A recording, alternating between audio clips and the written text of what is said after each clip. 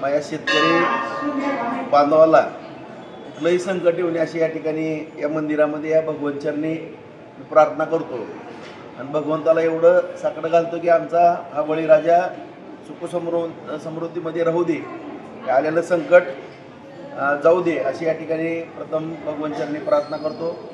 आज या ठिकाणी आपल्या बार्शी तालुक्यानं नेहमीच कुठलंही संकट आलं तर त्या संकटाला मदत करण्याचं धोरण या ठिकाणी अवलंबलेलं आहे। त्याचाच भाग म्हणून आज या ठिकाणी तालुक्यामधून आज भगवंत देवस्थानतर्फे 10 लाख रुपयाचा अतिवृष्टीकरता या ठिकाणी निधी दिलेला आहे। त्याची आता माननीय प्रांत साहेब तहसीलदार साहेबांकडे सुपूर्द केलेला आहे। सर्व भगवंत ट्रस्टीचे आदरणीय दादा साहेब या सर्वांचे या ठिकाणी आभार मानतो। त्याचबरोबर सर्व बडवे समितीच्या माध्यमातून सुद्धा 25,000 रुपयाचा निधी दिलेला आहे। त्याचबरोबर हमाल तोलार आणि टेम्पो चालक यांनी सुद्धा 31,000 रुपयाचा निधी दिलेला आहे। त्याचबरोबर डॉक्टर यादव साहेबांनी सुद्धा स्वतःचा वाढदिवस साजरा न करता स्वतः व्यक्तीच्या 5 लाख रुपये आणि मंदिर सत्कार समितीनं जो सत्कार आयोजित केलेला होता तो सत्कार थोडा एकदम साध्या पद्धतीने करून राहिलेली शिल्लक 5 लाख रुपयाची रक्कम त्या ठिकाणी दिलेली आहे। काही व्यक्तीच्या आणखीन लाख 2 लाख रुपये असे काही निधी या ठिकाणी मग आमच्या माहितीप्रमाणे जवळपास तालुक्यातून आता 25 लाख रुपये जमा होताना दिसतात।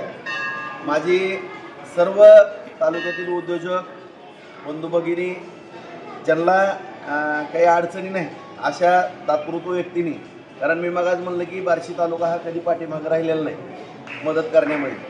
आज या ठिकाणी आताही मी नाना राऊतांबरोबर चर्चा केली, त्यांची सुद्धा 5 लाख रुपयाचा चेक आता थोड्या वेळानं औषध तुमच्याकडे येईल। आणखीन मीही व्यक्ती शासन त्याचबरोबर माझा मित्रपरिवार आणि बार्शी कृषी उत्पन्न बाजार समितीच्या माध्यमातून जवळपास आपण 1 कोटी रुपयाचा निधी देण्याचा प्रस्ताव आपण शासनाला त्या ठिकाणी पाठवतोय।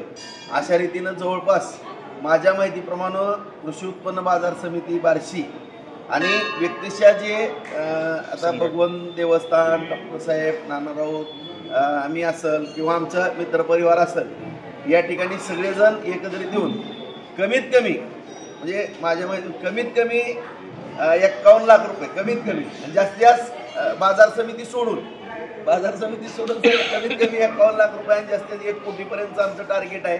आणि बाजार समितीचा जर आकडा आपण त्या ठिकाणी घेतला तर जर त्याला 1 कोटीची मान्यता मिळाली तर आपल्याला कमीत कमी आपण 1.5 कोटी ते 2 कोटी रुपये माननीय या राज्याचे मुख्यमंत्री आदरणीय देवेंद्र फडणवीस साहेब यांच्याकडे मुख्यमंत्री सहाय्यता निधी म्हणून आपण त्या ठिकाणी माननीय पालकमंत्री जयाभाऊ यांना बरोबर घेऊन काही आपल्या बार्शीतले जी काही ज्यांनी योगदान दिलेलं आहे याबरोबर या सर्वांना घेऊन येणाऱ्या 8 दिवसामध्ये हा निधी त्या ठिकाणी मुख्यमंत्री सहाय्यता निधी करता आपण सुपूर्द करणार आहोत। माझी या ठिकाणी सर्वांना नम्रतेची विनंती आहे पुन्हा एकदा की आज या ठिकाणी आपण आपला जो अन्नदाता आहे किंवा ज्याच्या बळीराजाच्या जीवावरती आपली सगळी अर्थव्यवस्था देशाची चालते त्या बळीराजाला संकटात असताना ज्या पद्धतीने या बार्शीनं पुढाकार घेतला किंवा सगळेजण आम्ही पुढाकार घेऊन जास्तीत जास्त मदत या ठिकाणी मुख्यमंत्री सहाय्यता निधीमध्ये देण्याचा प्रयत्न करतो। असाच